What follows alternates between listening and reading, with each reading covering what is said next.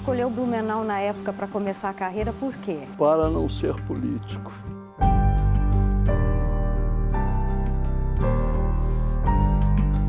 Eu achei que se eu fosse para Itajaí, eu ia acabar entrando na política. E para evitar essa tentação, eu fui trabalhar em Blumenau. A estratégia não deu certo. Jorge Bornhausen começou a carreira política em 1967 como vice-governador. Depois disso, foi presidente do BESC, governador do estado, 2 vezes senador, 2 vezes ministro, embaixador do Brasil em Portugal e 13 anos presidente de partido. Eu sou filho de Irineu Bornhausen e Maria Conder Bornhausen, mais conhecido por Marieta. Tenho 2 irmãos, o Paulo e o Roberto, que estão aí vivos e bem vivos, né, e que são pessoas muito queridas para mim. Eu nasci no Rio de Janeiro por circunstâncias políticas. Meu pai foi eleito prefeito de Itajaí em 1930 e não pôde tomar posse por causa da Revolução de Getúlio Vargas. Em 1935 ele foi novamente eleito, mas veio o Estado Novo e o retirou da prefeitura. E ele levou a família para o Rio de Janeiro, eu nasci lá e passei a minha infância dividida entre o Rio de Janeiro e Itajaí, onde nós vimos sempre em todas as férias. Passando um pouco também em Rio do Sul, onde meu pai tinha uma indústria e uma fazenda. Então, nas férias eram divididas entre a serra e o mar. Nós podemos dizer que a política estava desde a sua infância presente no seu dia a dia. Ficou presente. Eu vim depois a Santa Catarina, quando meu pai foi eleito governador. Em 1951 ele assumiu, em 52 eu vim aqui estudar no Colégio Catarinense. Permaneci aqui 2 anos e voltei para o Rio de Janeiro até me formar em 1960. Se formou como advogado? Como advogado, eu escolhi a cidade de Blumenau, muito querida para mim, e passei o início da minha carreira toda advogando ali de Blumenau para o Vale do Itajaí todo. Bornhausen foi indicado a vice-governador de Ivo Silveira. A indicação virou polêmica. Ele não tinha idade suficiente para o cargo. A Constituição de Santa Catarina determinava que o governador e o vice tinham que ter 35 anos. E, na minha escolha, teve que haver uma mudança na Constituição. Então, baixou de 35 para 25, como é até hoje.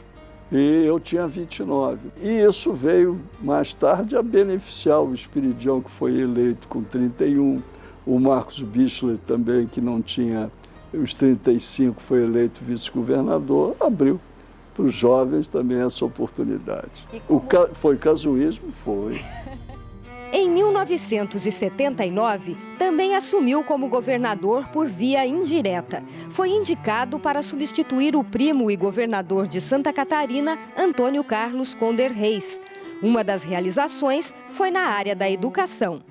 Meu primeiro ato como governador foi um decreto dando aos professores e professoras um abono de 100% sobre o salário deles para quem estivesse na sala de aula. Aí, milhares, foram cerca de 6.000 professores que estavam ou em outras secretarias ou em licença, voltaram, melhorando imediatamente a qualidade do ensino, porque estavam sendo substituídas por pessoas que não tinham a mesma qualificação. E isso me levou a ter um relacionamento muito bom com o magistério. Até hoje eu encontro pessoas, na época, hoje aposentadas naturalmente, que me abraçam, lembram dessa gratificação, esse abono chamado pó de giz. Mas eu vou dizer para você que teve uma coisa que marcou a minha vida, que foi a questão da paralisia infantil. Nós fizemos no Estado a primeira vacinação em massa. Eu vivi momentos assim, muito difíceis, quando houve um surto de paralisia infantil em 89, vindo pelo norte do Estado. E os casos foram se multiplicando. Aí eu me lembrei que tinha visto numa revista a Manchete, que já não existe mais, o Dr. Sabin, que foi o inventor da vacina no Rio de Janeiro. E aí liguei para um diretor da Manchete, que era meu amigo, Oscar Bloch, e disse assim, eu estou precisando do Dr. Sabin. Você vê que o patrimônio de amizades é o melhor patrimônio que a gente tem. Ele disse, está aqui no Rio de Janeiro, você arruma um avião, eu vou levar o Dr. Sabin para Santa Catarina. No dia seguinte, ele estava aqui. Ele, com muita delicadeza, no final, disse, olha, vocês estão fazendo um esforço meritório, mas não vai adiantar. Porque ou nós vacinamos 100% no mesmo dia, ou quem não foi vacinado recebe o vírus mesmo de quem esteja vacinado. Então tem que ser uma operação de guerra.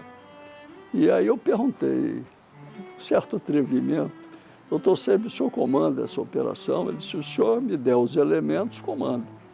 Aí mobilizamos Secretaria de Educação, Secretaria de Segurança, Polícia Militar, Polícia Civil, Exército, Marinha, Aeronáutica e fizemos a operação de vacinar 100% das crianças de 0 a 5 anos no estado. Isso não existia em nível nacional? Nada.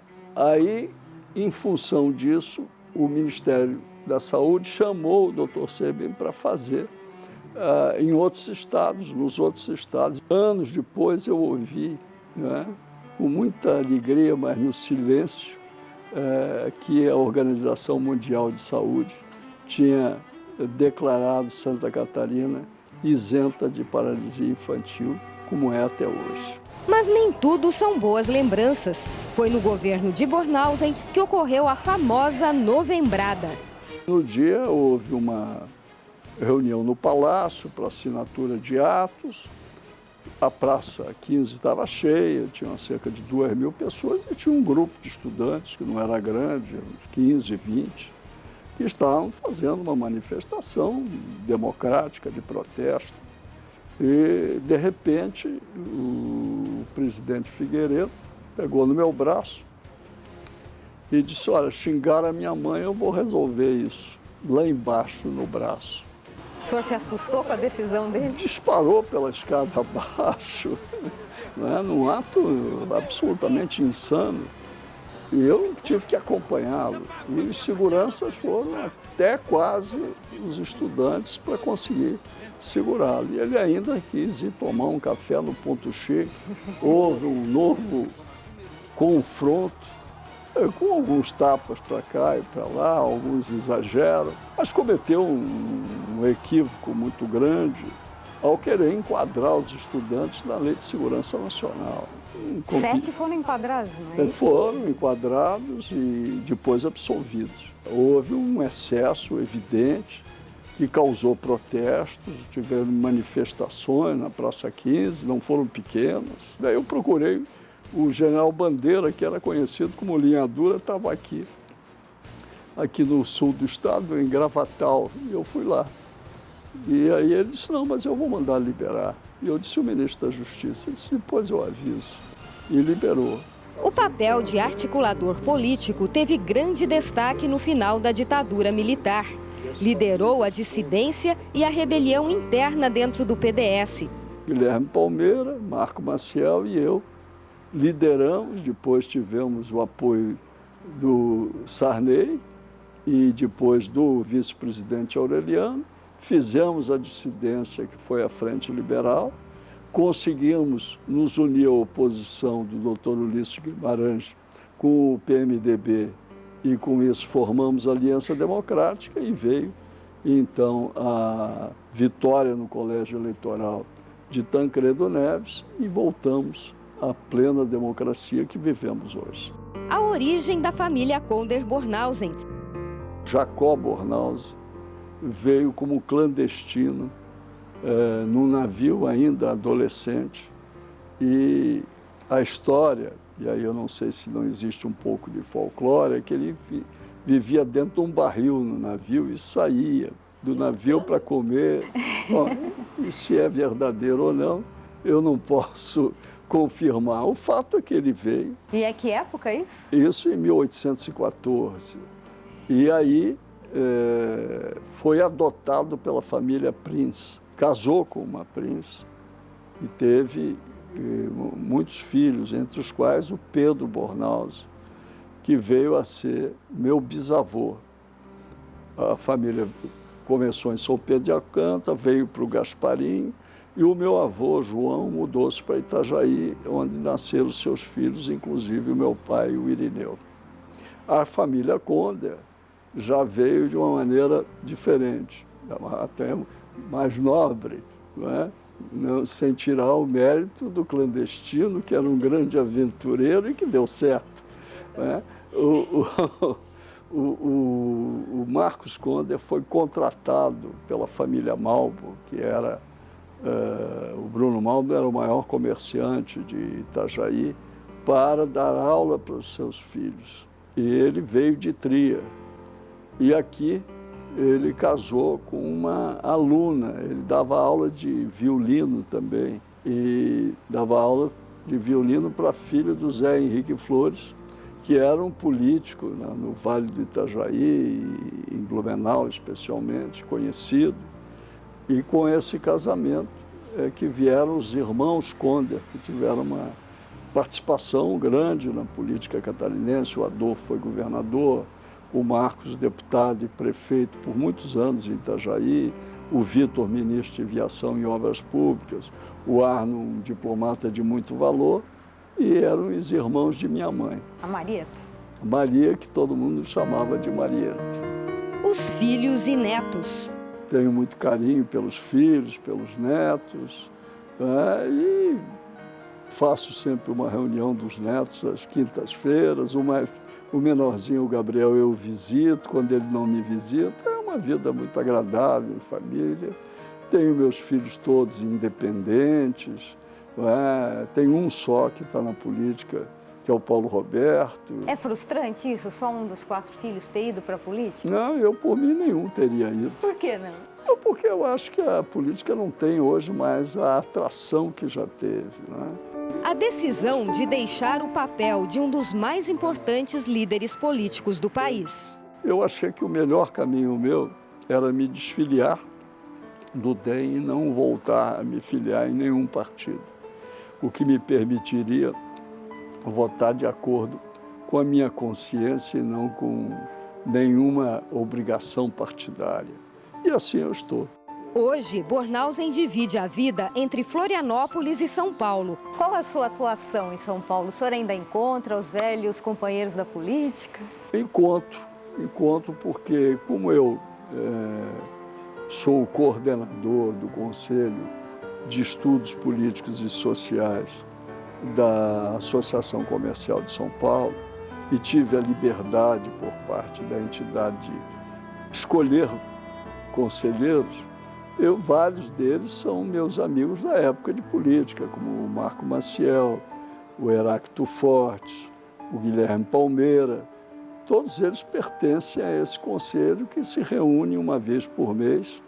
E aí os velhos amigos, na véspera, jantam para conversar, jogar a conversa fora e conversar um pouquinho sobre o futuro do país. Então, quem pensa que Jorge Bornhausen está aposentado se engana.